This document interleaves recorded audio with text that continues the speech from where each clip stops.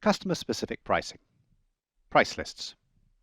Shopware already has a sophisticated pricing engine that allows store owners to set prices on the basis of rules, including rules that identify specific customers. Here we have a customer group rule identified, but I can define a rule that identifies a specific customer number, in fact. Now this works well where specific prices are the exception, but becomes unwieldy when there are separate price lists for many or for all customers. For this, a price list type functionality is required.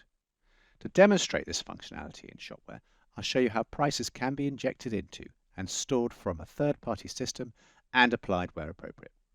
So let's look at this particular product. You can see that the net price, which was what we're displaying, is €100, and that corresponds with €100 on the store itself.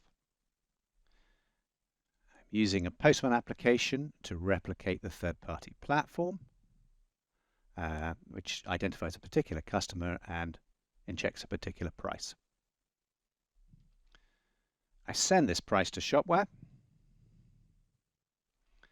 I can then go back to the front end. On refreshing this won't change until I log in as the particular customer identified.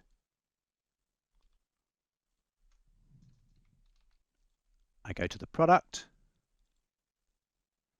and you can see that the product is now priced for this specific customer at $10.